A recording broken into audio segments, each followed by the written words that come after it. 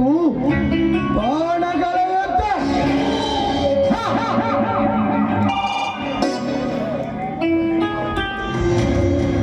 ಭೀಮ ದುರ್ಯೋಧನ ಮಧ್ಯದಲ್ಲಿ ನಡೆಯಿತು ಗದಾ ಯುದ್ಧ.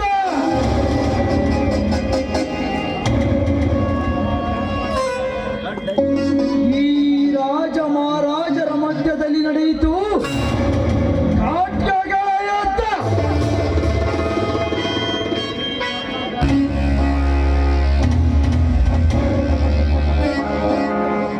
ಇಂದು ನನ್ನಂತ ಈ ರಾಜಕೀಯರ ಮಧ್ಯದಲ್ಲಿ ನಡೆಯುತ್ತಿದೆ ಔಷಧ ಯುದ್ಧ.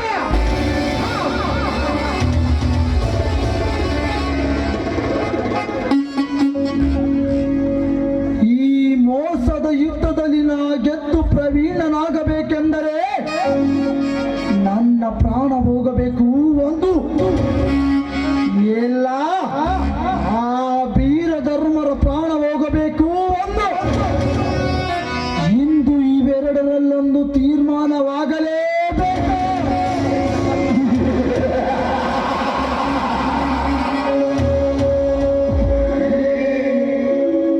ಯಾಕೆಂದರೆ ಆ ಮೋಸಗಾರ ಮನೋಹರನ ಮಾತನ್ನು ಕೇಳಿ ಏನೆಲ್ಲವನ್ನು ಮಾಡಬೇಕೆಂದು ನಂಬಿಕೊಂಡಿದ್ದೆ.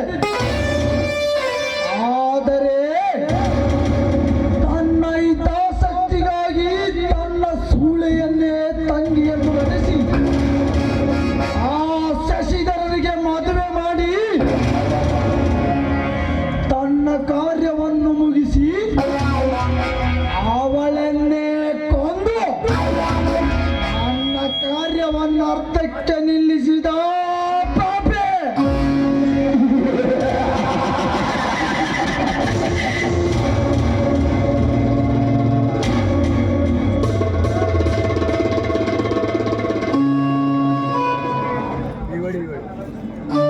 ನನ್ನ ಲಕ್ಷ್ಮಿಯನ್ನು ಆ ವೀರನಿಂದ ಕರೆತರುತ್ತೇನೆಂದು ನೆಪಹೇ ಅವಳನ್ನೇ ಕೆಡಿಸಲು ಯತ್ನಿಸಿದ.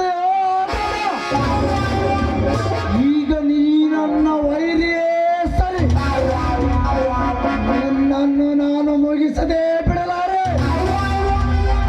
ಮಾಂತ್ರಿಕ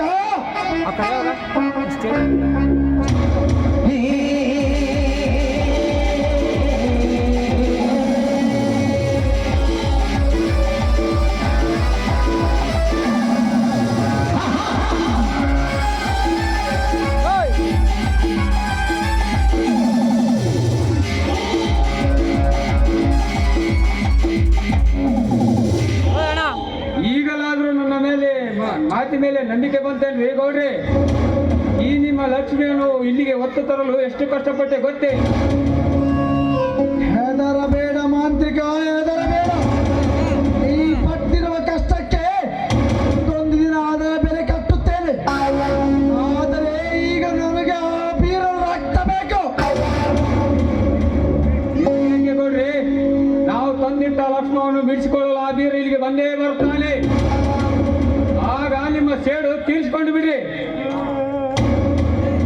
ಆಗ ನಿಮ್ಮ ಸೇಡು ತೀರುತ್ತೆ, ಮಾಂತ್ರಿಕರಿಗೆ ಬಹುಮಾನವೂ ಸಿಗುತ್ತೆ.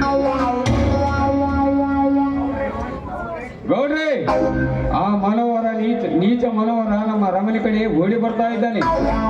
ಹೌದಾ ಮಾಂತ್ರಿಕ?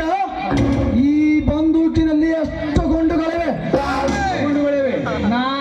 ಒಂದು ಮನವರನಿಗೆ, ಎಂದು ಉಳಿದು ಆ ಧರ್ಮ ವೀರ ಶಶಿಧರನಿಗೆ. ಘಾತವಾಯಿತು ಗೌಡ್ರೆ, ಘಾತವಾಯಿತು.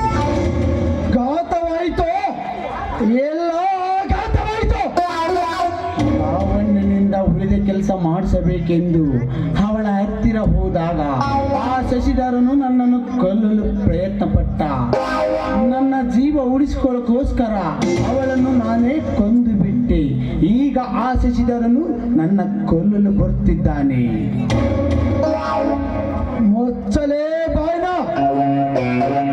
ನನ್ನ ಪ್ರತಿಯೊಂದು ಕಾರ್ಯ ಅರ್ಧಕ್ಕೆ ನಿಲ್ಲಿಸಿ ನಿನ್ನ ಕಾಮ ಕಾಂಚನಕ್ಕೋಸ್ಕರ ಮಿಂಚಿ ಬರುವ ಶಶಿಧರನ ಲಾಂಚಿಗೆ ಹೆದರಿ ಇಲ್ಲಿಗೆ ನನ್ನ ಕೆಲಸ ಮುಗಿತೆಂದು ಅವಳ ಸಂಪತ್ತನ್ನು ಮಾನವನ್ನೆಲ್ಲ ದೋಚಿಕೊಂಡು ಮುತ್ತು ಕೊಡುವ ಮುಖಕ್ಕೆ ತೆಗೆ ನಿಂತು ನಿನ್ನ ಗುಂಡು ಆರಿಸಿ ನನ್ನಲ್ಲಿಗೆ ಏಡಿಯಾಗಿ ಓಡಿ ಬಂದೆಯ ಮಗಳೇ.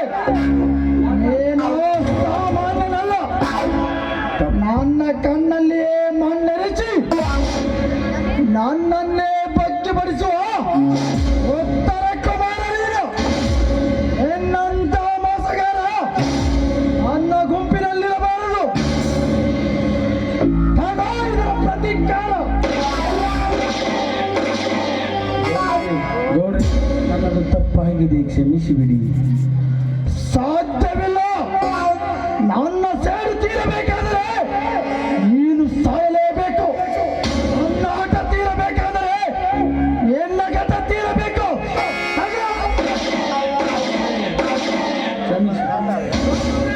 ಮುಗಿದ್ರಿ ಅವನು ಕಾತಿ ತಮ್ಮ ಪರಮಾತ್ಮ ಧ್ಯಾನ ಮಾಡಿಬಿಡಲೇ ಆದರೂ ಪರವಾಗಿಲ್ಲ, ಮೊದಲು ಇವತ್ತು ಸಾಯಲೇಬೇಕು.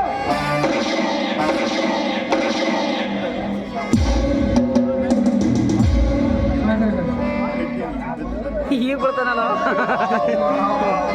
ಮಾಂತ್ರಿಕ, ನೀನು ಮಾಡುವುದನ್ನು ಏಕೆ ನೋಡುತ್ತಾ ನಿಂತಿರುವೆ?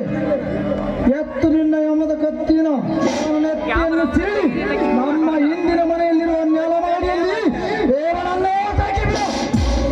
ಆಯ್ತು ದಣಿ, ಈತ ನನ್ನ ಕಣ್ಣಲ್ಲೇ ತಪ್ಪಿಸಿ ತುಪ್ಪ ಉಣ್ಣಬೇಕೆಂದು ಅಪ್ಪಲು ಹೋಗಿ ನನ್ನ ದಾರಿಲೇ ತಪ್ಪಿಸಿದ ಈ ದರಿದ್ರನನ್ನು ಕೊಂದೇ ಹಾಕುತ್ತೇನೆ.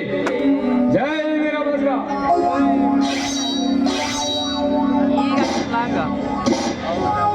ಗೌಡ್ರೆ, ಮುಗಿದ್ರಿ ಅವನ ಖಾತೆ. ಅಲ್ಲಿಗೆ ಅವರೆಲ್ಲ ಕತೆ ಮಾಗ್ತಾ.